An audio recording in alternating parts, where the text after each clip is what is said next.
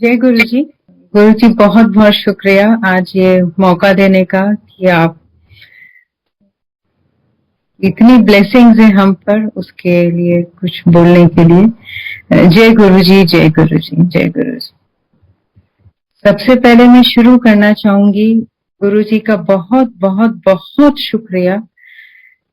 मेरे बेटे की शादी हुई है दिसंबर में, और बहुत टाइम से हम अपने बेटे के लिए लड़की ढूंढ रहे थे। उसको था कि मुझे इस तरह की लड़की चाहिए, ये कंपैटिबल हो, बहुत अच्छा करती हो, जैसे हर जना चाहता है कि मेरे बराबर की हो। बहुत हम लोग ढूंढते रहे, काफी सालों से ढूंढ रहे थे, ये भी नहीं कि कोई 6-8 महीने से। बेटा सिंगापुर में है और ढूंढ रहे थे। और अब देखिए, कोरोना टाइम में उसको वहां पर एक लड़की पसंद आई। हम लोगों ने उसने हम लोगों को जूम पे उससे मुलाकात करवाई। हम लोग, और वो इंडियन नहीं है, सिंगापुरियन है, मलेशियन सिंगापुरियन। तो पहला तो जैसे और सभी पेरेंट्स का होता है, इंडियन होती तो अच्छा होता, कौन है, हम अभी तक मिले भी नहीं हैं। फिर हम लोगों ने सोचा बेटा कह रहा है, इतना समझदार है, तो हम जरूर उससे मिलेंगे, देखते हैं कैसी है, फिर देखेंगे क्या करना है। क्योंकि हम सबकी पूरी फैमिली की थिंकिंग सब सेम है, तो ऐसा नहीं था कि हमें वो पसंद आएगी या नहीं आएगी। बस गुरु जी का नाम लिया और उससे जूम पर मिले। फिर ऐसे करके हमें भी वो लड़की बहुत पसंद आ गई, और 1 साल पहले हम लोगों ने कहा हाँ, हमें लड़की पसंद है, कब करेंगे। अब कोरोना टाइम था, सभी को पता है ट्रैवल करना पॉसिबल नहीं था, कोई आ जा नहीं जा सकता था, कोई अप्रोच का कोई क्वेश्चन ही नहीं था कि आप जा सकते हो, जो जहां है वही है। तो बेटे ने और हमारी जो बहू है उसने कहा कि हम शादी तो नहीं करेंगे जब तक कि पेरेंट्स साथ में नहीं हों।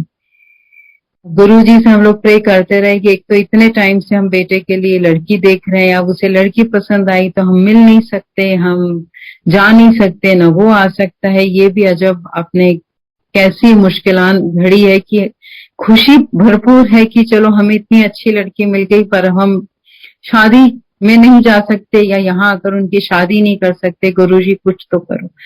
बच्चे टालते रहे, उन्होंने कहा नहीं, खुलेगा मम्मी, हम हमें पता है कब कंट्रीज कब खुल रही है, उस महीने में होगा, उस महीने में होगा, उस महीने में करके बोले ठीक है, हम 11 दिसंबर फिक्स करते हैं, पूरा साल लेते हैं, जरूर कुछ ना कुछ खुलेगा उस टाइम तक।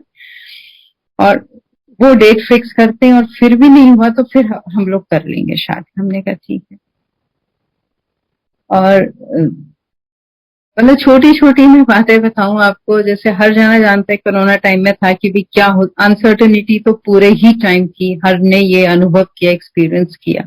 हम लोगों ने कहा ठीक है, तो जब जब थोड़ा 1-2 महीने कुछ खुलता था, हमने कहा हम तो लोगों के लिए शॉपिंग करते हैं, जो भी लहंगा बनाना है बहू के लिए वो बनवाते हैं, बेटे के लिए ड्रेस, ये सब चीज हम बनवाते हैं, और तुम्हें कुछ महीने पहले ही भेज देंगे, ताकि वापस कोई लॉकडाउन हो गया या कुछ मार्केट्स बंद हो गए तो नहीं हो पाएगा। तो हम लोगों ने वे अहेड ऑफ टाइम अगस्त में ही उन लोगों के लिए बनवा कर भेज दिए, जो भी कपड़े भेजने थे, सब कुछ भेजने थे, सब भेज दिए। बस ये सोचते रहे चलो मौका मिलेगा तो चले जाएंगे, नहीं तो फिर बच्चे शादी कर लें, जो जैसा गुरु जी की इच्छा। पर चलो बच्चे खुश रहें और हम सब खुश रहें, इससे बड़ी बात नहीं है। फिर मैं छोटे मंदिर गई अपनी फैमिली के साथ, हस्बैंड बेटी के साथ, गुरु जी को शादी का कार्ड देने।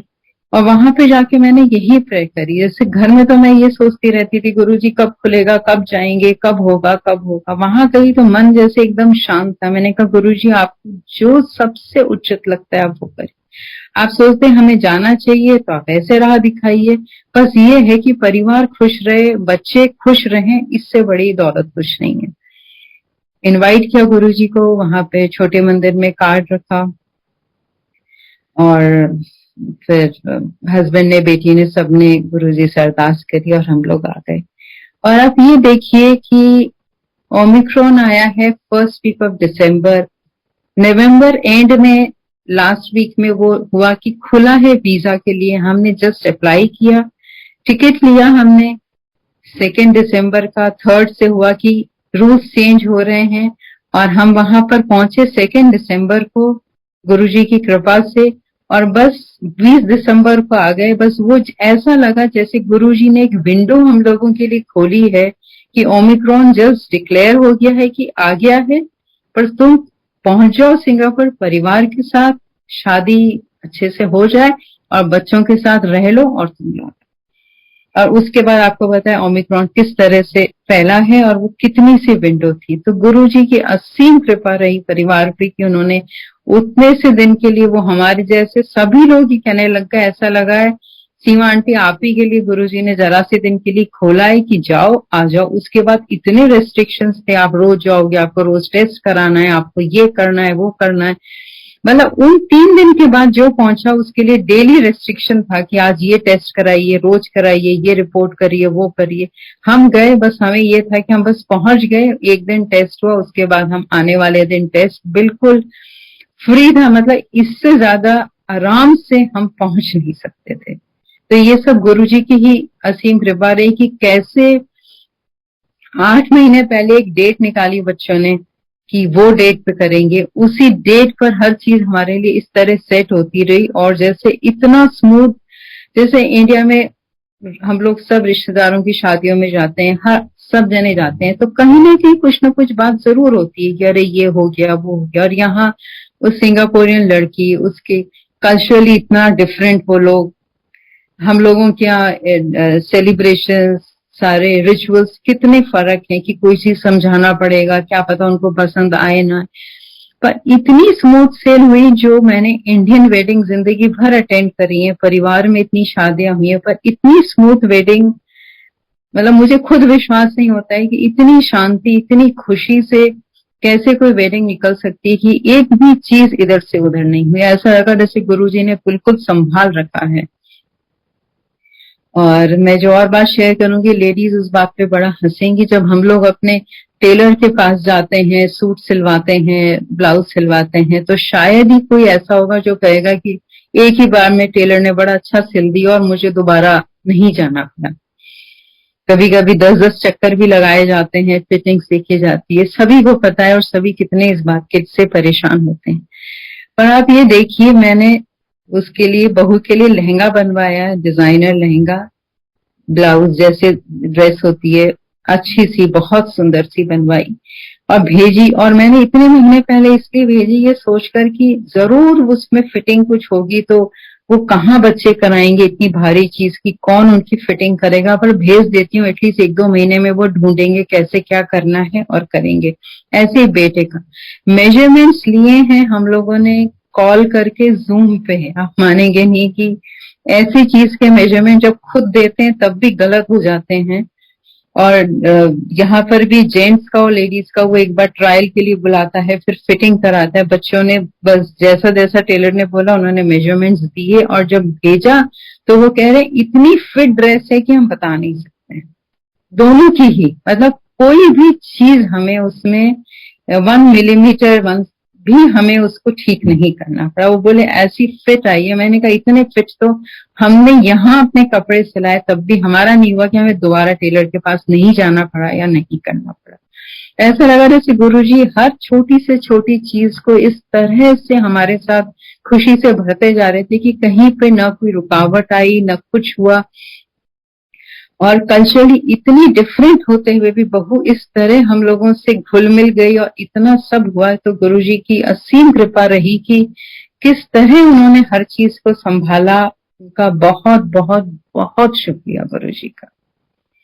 हम सोचते हैं गुरुजी नहीं है, पर वो किस तरह अपने एक्सपेंडेड फॉर्म में किस तरह हमारी हर बात को समझ रहे हैं, हर बात को हमारी संभाल रहे हैं, हर क्षण हमारे साथ गुरुजी हैं। तो गुरुजी का इसलिए बहुत बहुत शुक्रिया। अब मैं आपको अपने पुराने कुछ सत्संग सुनाती हूँ। एक तो मुझे इस मई एंड जून में दिल सभी का बड़ा भारी हो जाता है कि मई के लास्ट वीक में गुरुजी ने महासमाधि ले ली थी। तो अभी भी हर पल, मतलब इस महीने तो और भी ज्यादा वो याद आता है कि हम लोग लास्ट वीक में जब उनके साथ बैठे थे, उन्होंने संगत में ही जो गाते थे, एक अंकल आंटी, उनको बोला गाओ, उन्होंने गाना गाया लग जा गले, कि फिर ये हंसी रात हो ना हो, शायद इस जन्म में मुलाकात हो ना हो। मन अभी भी सोच के इतना रुआंसा हो जाता है कि कैसे गुरुजी ने वो गाना गाया, कैसे हम नहीं समझ पाए कि अब हम गुरुजी से नहीं मिल पाएंगे, वही हमारी आखिरी मुलाकात थी। मतलब ऐसा था, सब इंडिकेशन गुरुजी दे रहे हैं और हम कुछ समझ नहीं पा रहे हैं, उन्होंने हमें सब बता दिया, पर फिर भी समझ कर भी हम कितने ना समझ रहे कि अब फिर वो मुलाकात नहीं हो पाई। और सच है, गुरुजी कितना हम मिस करते हैं आपको, आपका वो फिजिकल फॉर्म। आप हैं हर पल, गुरुजी हैं हमारे साथ, हम सबको, नई संगत को रोज कुछ ना कुछ एक्सपीरियंस होते हैं, पर फिर भी जो चीज एक आपको मिली होती है पुरानी संगत, शायद मेरी बात से सहमत हो कि हम कितना मिस करते हैं उनका वो फिजिकल, कि गुरुजी हैं सामने और हम उनसे कर सकें। और मई जून के महीने में तो और भी ज्यादा गुरुजी का वो लगता है कि इस टाइम में गुरुजी हमें छोड़कर चले गए थे। मुझे याद है जब मैं गुरुजी के पास फर्स्ट टाइम गई थी, तो जब हम छोटे मंदिर में एंटर कर रहे थे तो इतनी खुशबू थी, इतनी खुशबू थी, ऐसा लगा जैसे कि किसी ने जो फ्रेश गुलाब होते हैं, गुलाब की पत्तियों को जैसे उंडेल दिया हो, जैसे पूरा भर के ड्रम भर के खुशबू डाल दी हो। क्योंकि इतनी खुशबू कैसे आ सकती है, मतलब एक होता है खुशबू आ रही है, एक उसकी डेप्थ आ रही, इतनी खुशबू थी, इतनी फ्रेग्रेंस थी। और आसपास देखो तो ऐसे कोई ये नहीं था कि कोई फूल रखा हुआ हो या कुछ हो जिसकी आए, इतनी फ्रेग्रेंस कितने भी फूल हो तो भी वो नहीं आ सकती थी। और जब मैंने एंटर किया तो वो जैसे क्यू लगा करती थी, जा रहे हैं सब लोग, साइड बोर्ड पे गुरुजी छोटे मंदिर में बैठे होते थे, जब 7 पौने 7 7 के करीब जाते थे तो वो वहां बैठे होते थे, तो उनको प्रणाम किया, जय गुरुजी बोला, तो बोलते अच्छा प्रिंसिपल आ गई। अब मुझे लगे प्रिंसिपल कैसे कह रहे हैं गुरुजी को, ना मैंने बोला मैं कौन हूँ क्या हूँ, कैसे करके गुरुजी बोल रहे हैं प्रिंसिपल पर, ताकि इनको कैसे पता है, शायद किसी ने बोल दिया होगा। मैं तब डायरेक्टर थी फोर्थ स्कूल ऑफ मैनेजमेंट की, तो कैसे इनको इस बात पता है। खैर फर्स्ट बार गए थे तो चुप रह गए, उन्होंने बोल दिया बैठने को। उसके बाद फिर थोड़ी देर बाद वो फ्रेग्रेंस कभी कम हो जाए, कभी बहुत ज्यादा आ जाए, कभी ऐसे, तो ऐसा अनुभव होता रहा कि समझ नहीं आ रहा था कि कितना, मतलब क्या हो रहा है यहाँ पे। लग नहीं रहा है कि आप किसी घर में कहीं किसी से मिल रहे हो, एक अलग ही स्वर्ग में जैसे आप चले गए हो, और आपको इतने तरह की खुशबू आ रही है, फ्रेग्रेंस आ रही है, उससे ब्लेसिंग मिल रही है, एक अलग ही अनुभव था। और उसके लिए हम लोग तरसते हैं, जब रोज वो होता था तो लगता था क्या ब्लेसिंग मिल रही है, क्या ब्लेसिंग मिल रही है। गुरु जी के पास जाते रहे, मिलते रहे, रोज सत्संग होते रहे। और एक बार गुरुजी ने ये कहा, एक बार कहानी सुनाई गुरुजी ने कि जब यहाँ पर इतने लोग आते हैं, तो मैंने कहा गुरुजी को कहा कि गुरुजी आप जो भी आता है उसको आप सब दे देते हैं, तो गुरुजी ने मुस्कुराने लगे, वो हर चीज का तो जवाब है, वो मुस्कुराने लगे। फिर उन्होंने एक कहानी सुनाई। उन्होंने बोला कि एक गांव में ऐसा अनाउंसमेंट किया गया कि एक कोई बाबा आए हुए हैं और वो आज सबको दूध बांटेंगे। तो गांव के सभी लोग ने अपने अपने ढंग से उस न्यूज को सुना, उस प्रचार को सुना कि भी कोई बाबा आए हुए दूध देंगे। तो कोई जना जिस टाइम पहुंचना था, कोई जना चला गया देखने, अरे क्या बाबा क्या इतने पूरे गांव को क्या दूध बांटेंगे। तो वो लोग पहुंच गए। कुछ लोगों ने कहा चलो कटोरी ले जाते हैं, अगर कुछ देंगे तो 2 4 बूंद हम ले लेंगे। किसी ने कहा चलो ग्लास तो रख ही लेते हैं, कुछ लोग बाल्टी लेके चले गए। तो गुरुजी ने कहा यही है कि जो बाल्टी लेकर गया उसको बाबा ने बाल्टी भर के दूध दे दिया, जो ग्लास लेके गया उसको ग्लास भर के दे दिया, जो देखने ही गया वो खाली देख कर आ गया। तो गुरुजी का मंदिर, गुरुजी का चाहे छोटा मंदिर हो, बड़ा मंदिर हो, चाहे डुगरी हो या जहां भी है, वही है। अब जिस भावना से जा रहे हैं, गुरुजी की वैसी ही कृपा आपके ऊपर हो रही है, वही आपके ऊपर, वही ब्लेसिंग है। अगर हम खाली सोच रहे हैं कि फ्री में लंगर मिल रहा है तो आप लंगर ही खा के आ जाएंगे, अगर आप इस समर्पण की भावना से जा रहे हैं तो आपको गुरु जी की और ब्लेसिंग्स मिलेंगी, आप और ज्यादा बिल्कुल ही सरेंडर्ड हैं तो आपको और डिवाइन ब्लेसिंग्स मिलेंगी। तो जिस भाव से आप जा रहे हैं गुरु जी की आपके ऊपर वैसे ही कृपा होती रहेगी। एक बार मेरे सिर में बहुत दर्द हो रहा था, ऑफिस में मैं थी इंस्टीट्यूट में और बहुत ज्यादा हेडेक हो रहा था, और फ्राइडे सैटरडे 2 दिन फिक्स थे जब हम जाते ही थे गुरु जी के पास।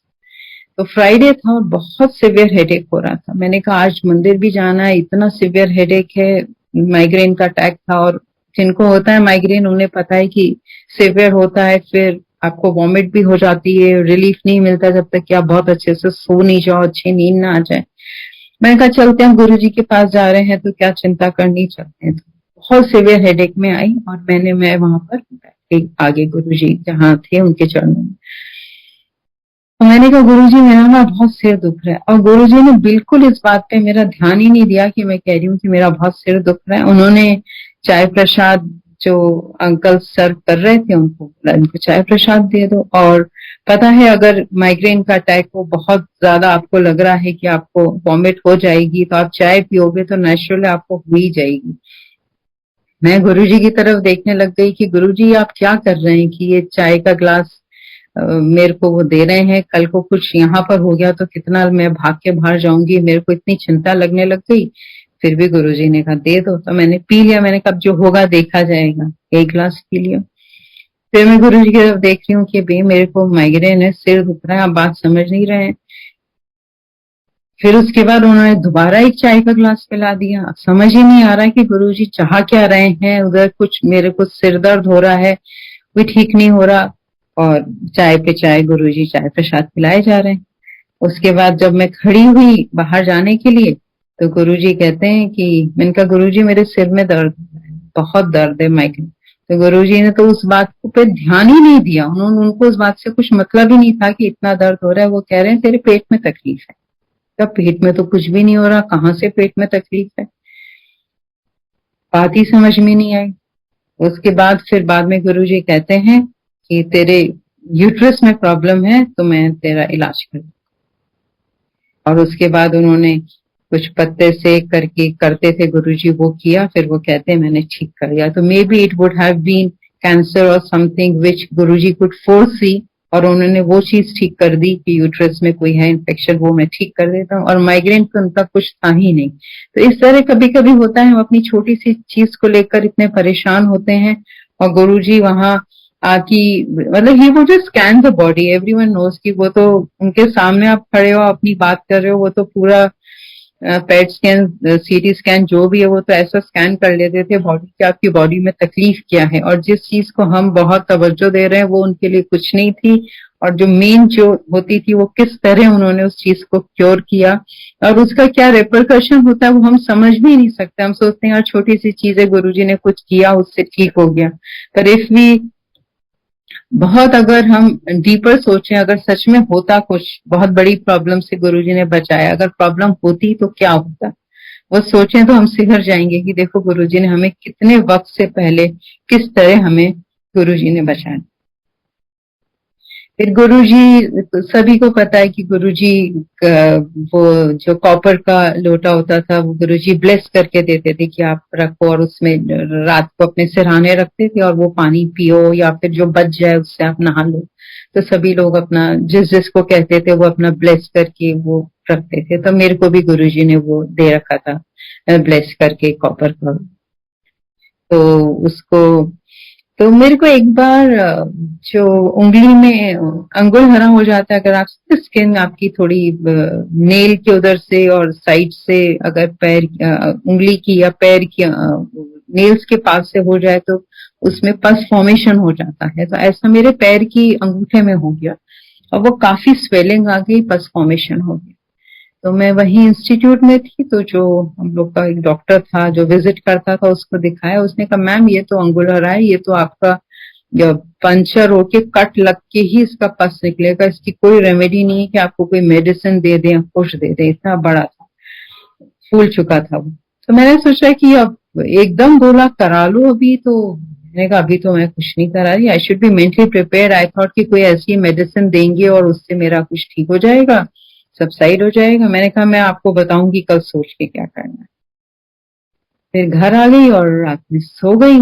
फिर उसके बाद सुबह जब वो उठ के पानी पिया, फिर उसके बाद मुझे फिर मैं जो बचता था पानी वो मैं ले जाती थी नहाने के लिए कि जिसमें मग में डालकर और फिर सारा पानी अपने ऊपर डाल दो। तो मेरे को एकदम आया कि मैंने कहा ये पानी तो गुरुजी की ब्लेसिंग का है, तो मैं जहां पर मेरे दर्द हो रहा है मैं उसी पे डाल देती हूँ।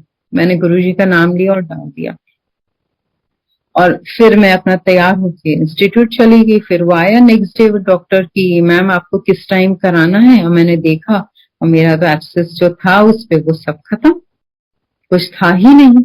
मैंने उस टाइम तो इतना ध्यान ही नहीं दिया कि मैंने पानी डाला है उससे कुछ हुआ है, पर वो था ही नहीं। सारी स्वेलिंग, सारा पस फॉर्मेशन सब कुछ खत्म और वो कुछ था ही नहीं।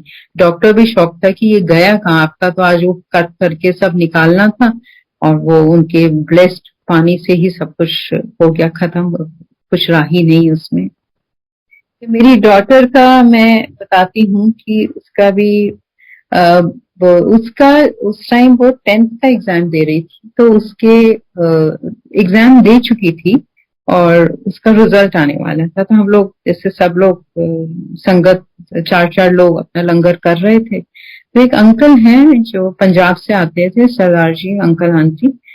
तो उन्होंने, अंकल ने ऐसे ही उसको बोला कि तेरे 92% आएंगे। मैंने कहा 92%? ऐसे कोई कैसे बोलेगा? जनरली आदमी यही बोलेगा ना तेरे 90 एंड अबव आएंगे ना। 92% हमने सुन लिया। हमने कहा कोई अंकल हैं इतने प्यार से कुछ बोल रहे हैं, बात सुन ली, खत्म हो गई बात।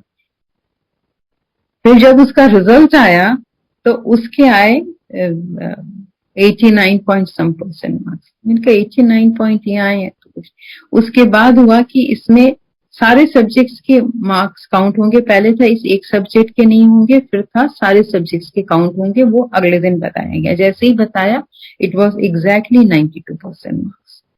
देखिए वहां बैठे बैठे हम सोच रहे थे भी 10th का रिजल्ट आएगा, इसके कितने मार्क्स आएंगे क्या है। गुरुजी ने पहले ही रिजल्ट डिक्लेयर करा दिया। रिजल्ट आया 89 पॉइंट सम और वो सारे सारे सब्जेक्ट्स काउंट हो गए और उसका 92%। तब मैंने गुरुजी से बोला कि मैंने कहा मेरी बेटी को मैं क्या दिलाऊं, उसका साइंस में भी बहुत इंटरेस्ट नहीं लगता है, बहुत प्रेशर रहेगा। इंजीनियरिंग में भी जैसे मेरा बेटे ने किया, उसने फिर स्टीफन से उसने ग्रेजुएशन किया, फिर उसने एमबीए किया। तो मैंने कहा उसको भी बहुत इंटरेस्ट साइंस में इतना नहीं रहा, तो डॉटर को भी नहीं है। और हस्बैंड चाहते थे खुद इंजीनियर है कि नहीं, या तो साइंस तो लेना ही चाहिए, साइंस के बिना तो कुछ है ही नहीं। तो गुरुजी ने कहा नहीं नहीं, तो उसके ऊपर बोझ मत डाल, उस पर प्रेशर मत क्रिएट कर, उसको कॉमर्स ही रहने दे। तो मेरे को बड़ा अजीब लगा। मैंने कहा हमारे घर में किसी ने कॉमर्स नहीं ले रखी, हमने तो कोई कॉमर्स को इतना वो ज्यादा इम्पोर्टेंस भी कोई नहीं देता है। मैंने कहा ठीक है गुरुजी कह रहे होंगे तो कुछ सोच के ही कह रहे होंगे। मैंने कहा बेटी से, वो भी मान गई। अच्छा ठीक है मैं कॉमर्स ले लेती हूँ। फिर गुरुजी ने मुझे एक दो बार कहा तो उसको जो मैंने करना है तो उस पर प्रेशर न डाला कर, प्रेशर न डाला कर। मैंने कहा ठीक है जैसा है ठीक है। फिर उसने 11th में उसने कॉमर्स ली। फिर उसके बाद उसने अपना ग्रेजुएशन किया। फिर उसको वहीं पर जॉब मिल गई। अभी वो डेलॉइट में इतनी यंग एज में शी सीनियर मैनेजर, 2 इयर्स हो चुके हैं सीनियर मैनेजर बने हुए। उसका इतना अच्छे से सिलेक्शन हो गया है मैनेजमेंट डेवलपमेंट प्रोग्राम में, बिल्कुल टॉप परफॉर्मर्स में से वो है। कैसे गुरुजी ने देखा उस टाइम किसको कॉमर्स दिलाएंगे, किस तरह वो ग्रो करेगी, कैसे करेगी। मतलब बहुत बहुत शुक्रिया गुरुजी। हम लोग तो वहीं एक छोटी सी चीज को लेकर बैठ जाते हैं, क्या साइंस नहीं लिया बच्चे ने तो क्या होगा, इस इंस्टीट्यूट में नहीं गया क्या होगा। गुरुजी हर चीज को इतने ब्रॉडर पर्सपेक्टिव में, उनको तो पता है हमारी क्या फ्यूचर है, हमारी फ्यूचर की लाइफ क्या है, आगे की लाइफ क्या है, वो तो ब्रॉडर पर्सपेक्टिव में देख के हमें कहते हैं। और हम उस छोटी सी चीज को पकड़ के बैठ जाते हैं कि नहीं गुरुजी अगर कॉमर्स ले लिया तो क्या होगा, साइंस लेते हैं सब ये है। कैसे उन्होंने कहा, और उसके बाद से जब उन्होंने कहा तब से हम लोग चिंता भी नहीं करते थे इस बारे में कि भाई क्या होगा। उन्होंने कहा है तो सब अच्छा ही होगा। और जिस तरह वो ग्रो करी है, तो if I compare with people of other institutes, she is far, far ahead. So how Guruji had seen everything, and thanks Guruji for all your blessings or your divine blessings on us. एक बार मैं जब बैठी हुई थी वहां पर मंदिर में, छोटे मंदिर में, तब गुरुजी ने, मैं थोड़ा मूड अपसेट सा हो रहा था, तो मैंने कहा गुरुजी आज तो, उन्होंने कहा क्या हो गया सांगी आंटी आज तेनो? मैंने कहा गुरुजी आज ना मेरे को तो ऑफिस के इतना, मैंने उस इंसान को नौकरी दिलाई, अपने साथ सपोर्ट रखा, इतना रखा, और उसने मेरे अगेंस्ट में लेटर में पता नहीं क्या क्या लिख दिया, जैसे बहुत ही गंदा गंदा लिख दिया मेरे अगेंस्ट। तो गुरुजी ने कहा, गुरुजी हंसने लग गए। मैंने कहा मेरा तो मूड खराब हो रहा है गुरुजी की, भाई किसी ने, अपन किसी का भला करे जा रहे हैं और उसने हमारे अगेंस्ट में ऐसे लिख दिया। तो गुरुजी कह रहे हैं तेरे को तो आसांगी आंटी को तो बहुत ही फायदा हो गया। मैंने कहा इसमें फायदा कहाँ से हो गया, मैं अपसेट हो रही हूँ, गुरुजी को कौन सा फायदा दिख रहा है? गुरुजी कहते हैं अच्छा है ना, इससे कर्म कटते हैं, आप आपकी गलती है नहीं। फिर समझाने लगे मुझे कि अगर तुमने जो चीज सच है और कोई दूसरा तुम्हारे लिए झूठ बोल रहा है तो उसमें तुम्हें ही फायदा था कि तुम्हारा अगर कोई ऐसा कर्म होगा तो उससे क्रॉस करके वो कटेगा। पर अगर कोई बात सच है और तुम उसको झुटला रहे हो तो तुम्हें, तुम्हारा नुकसान होगा। तो इसमें तो तेरा फायदा ही है, क्योंकि तू सच बोल रही है, तूने सच किया, उससे अच्छा किया। वो अगर गलत बोल रहा है तो नुकसान उसी का होगा, तेरे को तो इसमें बहुत ही फायदा होगा। मैंने कहा तो बस इतनी बार लगता था कि जिस चीज को हम बहुत बेसिक समझते हैं कि हाय हमारे साथ ये हो गया वो हो गया, वहां अगर देखें तो गुरुजी किस तरह से उस चीज को, जहां हमारी सोच खत्म होती है वहां से गुरुजी की स्टार्ट होती थी कि अरे भाई ये तो तेरे को सोचने की जरूरत ही नहीं है, और हम उसी चीज में पूरी जिंदगी उलझे रह जाते हैं, हाँ इसने मेरे साथ ये कर दिया वो कर दिया। और एक और बड़ी इंटरेस्टिंग बात हुई थी एक बार कि जब जब गुरुजी ने समाधि ले ली थी, महासमाधि ले ली थी, तो डुगरी में, अभी भी डुगरी में जैसे हर महीने होता है जाते हैं, पर जब शुरू शुरू में स्टार्ट होता तो बहुत कम लोग जाते थे। तो हम शुरू शुरू में हम लोग ने कहा कि अच्छा हम लंगर करेंगे। फिर हमारे साथ और आंटी थी, उन्होंने कहा ऐसे, हम लोग जब बिल्कुल स्टार्टिंग था तो हमने वहां पर कहा कि क्या लेकर जाएं, तो लगा कि पीछे जो गुरुजी की फोटो के पीछे एक चादर, बड़ी सी एक चादर हम लोग लगाएंगे। तो अब उस पे क्या बनवाएं, अब समझ ही नहीं आता था कहाँ से लें। तो कपड़ा लिया एक मेरूनिश ब्राइट रेड से कलर का, उस पे डिजाइन ही समझ नहीं आया, कुछ कुछ लगवाया, गोटे के फूल और कुछ। अब लगे बीच में क्या लगाऊं, अब मेरे दिमाग में चले जाए कि बीच में गुरुजी क्या लगाऊं जो ठीक लगे, समझ ही नहीं आ रहा कहाँ से बनवाऊं वो चीज। डिजाइन तो समझ में आए, बनाने वाला ढूंढ लेंगे। फिर अचानक टीवी में कोई एक सीरियल आ रहा था, जैसे जो सोप्स आते हैं ना, ऐसे ही जो सीरियल्स, हम लोग तो देख नहीं पाते थे कोई सीरियल्स, रात को ही कभी देखते थे दिन के। तो उस दिन कोई ऐसी छुट्टी का दिन था, कोई सीरियल ऐसे बैकग्राउंड में दिखा, और उसमें मुझे दिखा कि एक बहुत बड़ा ओम बना हुआ है। तो मैंने कहा ये आइडिया अच्छा है, ये तो ओम बना हुआ है, तो मैं ओम ही बनवा लेती हूँ। तो हाँ मैंने ओम बनवा लिया। उसके बाद मैं उस सीरियल को, आप ताज्जुब करेंगे, मैं उस सीरियल को मैंने वापस वो ओम देखने के लिए इतनी बार देखने की कोशिश करी, उसमें वो कभी ओम था ही नहीं। कभी मैंने उसमें डेकोरेशन था पर उसमें कहीं वो ओम था ही नहीं। तो गुरुजी ने ऐसे प्रॉब्लम सॉल्व करी कि उस पिक्चर में मुझे ओम दिखा दिया, उस जो भी सीन चल रहा था उसमें प्रॉब्लम सॉल्व हो गई। और उसके बाद कितनी बार मैंने कोशिश करी उसको देखने की कि कहीं वो मुझे सीन दिख जाए जिसमें ओम था, पर आज तक कभी वो नहीं दिखा। मेरे मम्मी पापा पर भी उनकी बहुत बहुत कृपा रही। हम लोग जैन हैं, जैन फैमिली को बिलोंग करते हैं, और मेरी मदर बहुत स्ट्रिक्ट जैन हैं। I have lost both of them unfortunately now. पर उस टाइम जब वो आए थे तो मैंने मम्मी को कहा कि भी मेरे गुरुजी ऐसे हैं, वो पंजाब साइड के हैं और ऐसे लंगर कराते हैं ऑल। तो मैंने कहा अगर आप कन्विंस्ड हो तो आप चलो, नहीं तो नहीं। पर और इस तरह से वहां पर होता है। तो मुझे लगा अगर भी विलिंग हो तो उनको ले चलें, अगर उनको थोड़ा है रिलीजन को लेके या कुछ है मन में तो फिर ना जाए, क्योंकि वो जो हम लोग जिस श्रद्धा जिस भाव से जाते हैं उस पे वो नहीं होना चाहिए। मम्मी पापा दोनों तैयार हो गए, और मम्मी एक ही बार उनके पास वहां मंदिर में मम्मी रही, और रात हम लोग 3 बजे तक थे, और मम्मी का मन ही ना करे वहां से जाने का। मम्मी पूरे टाइम, हम बस 3-4 लोग रह गए, मेरे हस्बैंड, मैं और मम्मी, और हम लोग बैठे रहे। और इतनी कृपा रही मम्मी पे, और मेरे ऐसे ही मेरे जब पापा आए तो इतनी कृपा रही उन पर। पापा जब आए तो उन्होंने बोला, मेरे फादर प्रो वाइस चांसलर थे, तो जब पापा एंटर हुए तो बोलते हैं आ गए प्रोफेसर। मैंने इंट्रोड्यूस भी नहीं किया था तब तक गुरुजी को कि ये मेरे पापा है या मेरे पापा क्या करते हैं। आ गए प्रोफेसर तो वो देख रहे हैं कि अरे ये कहाँ से मुझे प्रोफेसर कह रहे हैं। और फिर उसके बाद उनके साथ तो जितने जो डिवाइन कृपा रही है वो तो बिल्कुल ही एक अलग ही लेवल की है। तो उसने एक बार मेरे फादर को आंख में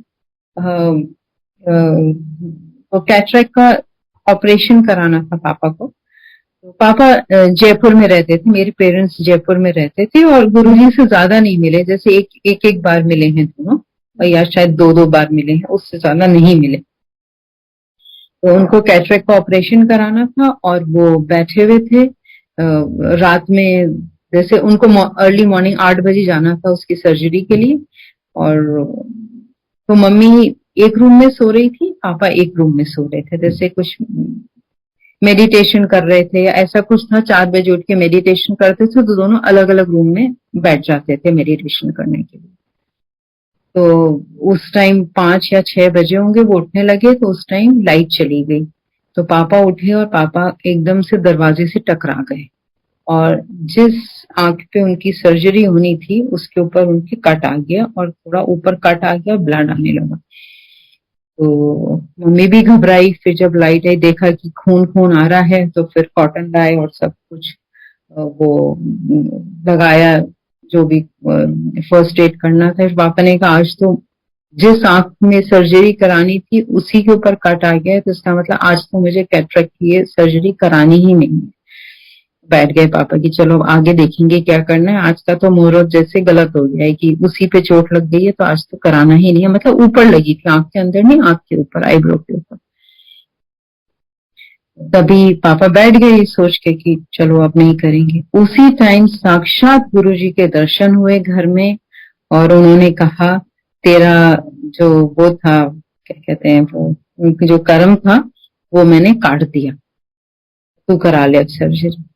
मतलब पापा कह रहे हैं कि पापा ने उसके बहुत देर बाद मुझे फोन किया कि ऐसे गुरुजी के दर्शन हुए और मैं तो अभी भी मतलब वो शौक में हूँ कि मैंने गुरुजी को घर में अपने सामने देखा और उन्होंने मुझे ये कहा। फिर उन्होंने अपने कैटरेक्ट का सर्जरी करा ली, ठीक है। तो गुरुजी ने कैसे बचाया कि हो सकता है कैटरेक्ट के टाइम में, हो सकता है क्या, मतलब डेफिनेटली कैटरेक्ट के टाइम में हो सकता है कोई आंख को इंजरी होती, वो इंजरी गुरुजी ने पास ऑन कर दी उनके आईब्रो के ऊपर, जो कि छोटी सी इंजरी है जैसे कभी भी हमारे हो जाए, और उनकी आंख भी बच गई, उनकी सर्जरी भी हो गई। और कैसे उन्होंने उनको साक्षात दर्शन दिए और किस तरह उनको उनकी ब्लेसिंग मिली। ऐसे ही पापा को तो बहुत ही अलग ढंग के एक्सपीरियंसेस हुए हैं, क्योंकि मेरे मदर एंड फादर करीबन अपनी जब से वो नहीं रहे उसके भी 20 साल पहले से they got into meditation and they would meditate for hours together. तो they had reach to a different level, spiritualism में बहुत ऊंचे लेवल पे वो अपना पहुंच चुके थे। तो उनको एक बार पापा की प्रोस्टेट का सर्जरी हुई थी, वो अ, काफी टाइम पहले हुई थी। तो उसमें पापा ने कहा था कि मैं, जैसे उनकी सर्जरी हो गई और वो अपना जैसे 4-5 दिन तक एडमिट रहे हॉस्पिटल में, तो उसके बाद उनको एक दिन उन्होंने कहा कि नहीं, मुझे नहीं पता कि तुम लोग मुझसे क्या बात कर रहे थे, मुझे उस दिन का कुछ ध्यान नहीं है। तो उनका कहना था कि मैं शायद यहाँ था ही नहीं, मतलब मेरे को तो ऐसा लगा जैसे मेरा अंत आ गया और मैं चला गया था। तो उन्होंने वहां चला गया था और एक बहुत वाइट लाइट मैंने देखी, बहुत ही ज्यादा वहां पे लाइट ही लाइट थी, लाइट ही लाइट थी, और मुझे कोई वहां पर थे और मैं उस लाइट के अंदर चला गया।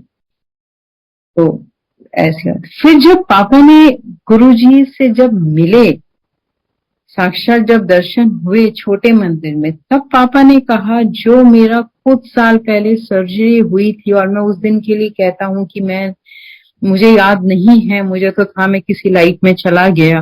तो बोले वो जो लाइट थी और वहां जो खड़ा हुआ था वो तुम्हारे गुरुजी खड़े हुए थे।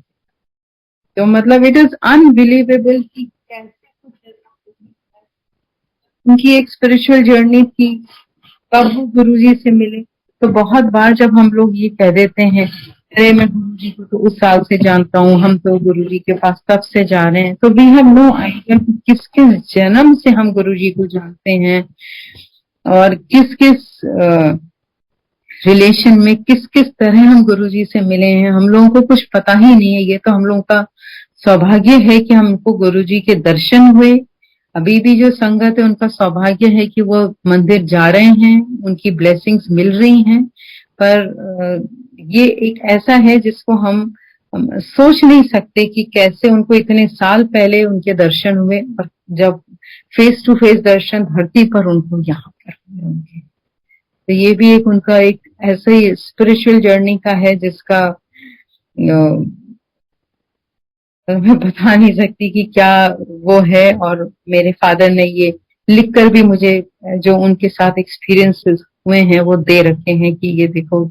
और यही लिखते थे पापा हमेशा, सीमा के गुरुजी से मेरा वो साक्षात्कार हुआ था। और फिर मेरे उसके बाद उनको बहुत बार जैसे दुर्गाष्टमी है और वो टीवी में वो दुर्गा जी के कोई भजन आ रहे हैं वो सुन रहे हैं, तो उसमें एकदम गुरु जी के दर्शन हुए।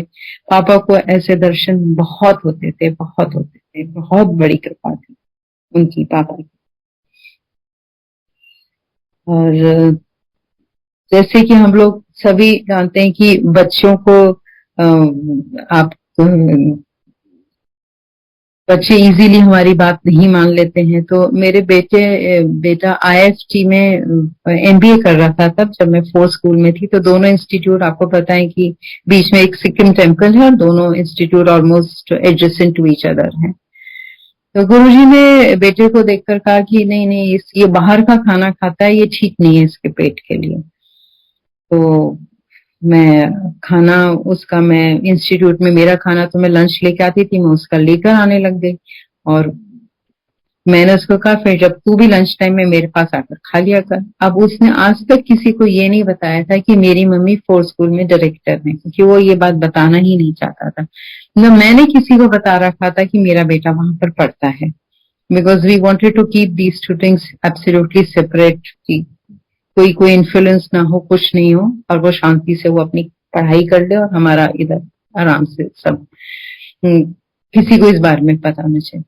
पूरे 2 साल वो मेरे पास आता रहा, खाना खा के जाता।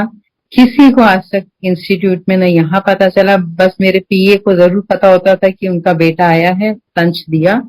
और किसी को पता नहीं चलता था कि वो आए हैं। ना उसके फ्रेंड्स क्लोज 2-4 हैं, उनको जरूर पता था कि भी उसकी मदर है, बाकी किसी को कभी पता ही नहीं चला। ये भी गुरुजी की कृपा है कि भी चलो उसकी हेल्थ ठीक रहे, बच्चा बाहर का ना खाए कहा, और पूरा प्रोटेक्टेड उसके अंदर पूरा टाइम निकल गया और वो सब कुछ अच्छे से। और गुरुजी हमेशा जैसे जब भी सत्संग कराते थे तो वो उनका ये होता था, हमें लगता था कि गुरुजी क्यों कह रहे हैं भी इसके साथ सत्संग कर लो, इसके साथ कर लो, ये पहन लो, ये कर लो। तो हर चीज में गुरुजी का कुछ एक बहुत गहरा सा मीनिंग होता था और हम लोग सोचते थे यार ऐसा करके उन्होंने क्यों कह दिया है। पर हर चीज में उनके बहुत एक डीपर मीनिंग होता था। वो जब जब हम आगे लाइफ में एक्सपीरियंस करते हैं तो हमें वो बात समझ में आती। और दूसरा, गुरुजी हर चीज का इतना ध्यान रखते थे, तो मुझे तो इतना लगता था कि कैसे गुरुजी को हर बात, हमारी हर छोटी से छोटी बात, बड़ी बात तो चलिए है ही, कोई बीमार है पता चल रहा है, कोई और चीज आदमी सोच रहा है उस बारे में पता चल रहा है, छोटी से छोटी बात। तो हम लोग जब पुरानी संगत को पता है कि हम लोग एक लंगर के बाद कुछ लोग बैठे रहते थे, जब दूसरा लंगर होता था फिर हम और खाते थे, कितना खाते थे वो हम जानते। तो ऐसी एक बार दिवाली पर दिवाली थी और गुरुजी ने कहा बड़ी अच्छी दिवाली मनाएंगे इस बार। बहुत ऐसी दिवाली तो शायद हम सोच ही नहीं सकते कि कैसी वो दिवाली मनी थी, क्या पटाखे छूटे हैं, क्या डेकोरेशन हुआ है, क्या मिठाइयां बांटी।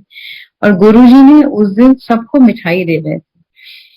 तो और मुझे मिठाई बहुत पसंद नहीं है, जैसे एक पीस खा लो, आधा खा लो, और कुछ ऐसे नहीं। नमकीन पसंद है, मिठाई बिल्कुल पसंद नहीं। और मावे की मिठाई तो मुझे बिल्कुल ही पसंद नहीं है। कोई दे मैं एक होता है ना, बाइट भी नहीं खा सकती, मुझे बिल्कुल ही पसंद नहीं है। गुरुजी ने जैसे होता है ना, आधा किलो भर के उनके हाथ में से, वो जो अपने हाथ में थे उनका एक हाथ और हमारे दो हाथ में भी वो नहीं समाए, इतनी सारी उन्होंने, मुझे लगता है आधा पौन किलो पता नहीं कितनी मिठाई दे दी खाने को। मैं गुरुजी की शक्ल देखती हूँ कि गुरुजी ये ह्यूमनली पॉसिबल है कोई जना इतनी मिठाई खाए, मावे की कोई खा सकता है, और ऐसा जना जो एक बाइट नहीं खा सकता। और बस आप मानेंगे नहीं, वो इतनी मिठाई है, सारी खा ली, कुछ भी नहीं हुआ। और कैसे, किस तरह से गुरुजी ब्लेस करते थे। तो मुझे तो लगता है कि जो तरीके हम ह्यूमनली सोचते हैं ये है, बिल्कुल उसका ऑपोजिट तरीका होता था गुरुजी का ब्लेस करने का, कि भाई ये चीज नहीं है, इसी से मैं ब्लेस कर देता हूँ। कोई आया डायबिटीज वाला, उसको मिठाई खिला दी, किसी को जिसको ऑयल बंद है उसको बिल्कुल ऑयली ऑयली खाना खिला दिया। मतलब इस तरह गुरुजी किस तरह ब्लेस करते थे, और दुनिया अचंभित रहती थी क्या कर रहे हैं गुरुजी, किस तरह आप सबको ब्लेस कर रहे हैं। थैंक यू संगत, आप सबने सुना। और थैंक यू गुरुजी, हम लोगों के लाइफ में आपके दिव्य दर्शन हुए, हम लोग को आपके साथ मिला। मतलब मैं उसको क्या धन्यवाद, क्या शुक्रिया, मतलब कोई वर्ड नहीं है कहने का कि क्या हम लोग की कोई क्या कर्म रहे होंगे कि हमें भगवान के दर्शन हुए, शिव दर्शन हुए, हम उनके चरणों में बैठ पाए, उनकी सेवा कर पाए। इससे बड़ा सौभाग्य क्या हो सकता है। और वो पूरा परिवार उसके साथ आया। उसके साथ मैं ये भी कहूंगी कि जब हम जाते थे हर फ्राइडे सैटरडे, बेटी के एग्जाम होते थे, वो घर पे होती थी, तो वो अकेली होती थी फ्लैट के अंदर, और डर रहता था कि अकेली उसके छोड़ेंगे। आज तक कभी भी ऐसा नहीं हुआ कि हम लौट कर आए हों, 2 बजे आए, 3 बजे की बेटी ने कभी भी कहा हो कि अरे मम्मी आप लोगों ने इतनी लेट कर दी और मुझे डर लग रहा था, कभी भी नहीं। वो इतने आराम से सो रही होती थी, आती थी तो खुश होती थी, आते ही एक बार गले लगती थी कि भी फ्रेग्रेंस आ रही होगी हम लोगों में से, तो उसको भी कुछ फ्रेग्रेंस मिले, और आराम से खुशी खुशी सोती थी। तो देखिए कहाँ गुरुजी परिवार को संभालते हैं, हमको संभालते हैं, हमारे पूरे पूरे सारे परिवार को किस तरह बांधे रखते हैं, संभाले रखते हैं। और हमेशा कहते थे माँ पिता सब कंडीशनल लव देते हैं, तू ये करे तो मैं ये करूं। हम भी पूरा दिन समझते हुए भी ये कहते हैं तूने मेरा ये कर दिया। और गुरुजी का प्यार इज अनकंडीशनल, आप समर्पण करें ना करें, but his love has been unconditional. आप मांगे ना मांगे, उन्हें पता है आपको क्या देना है।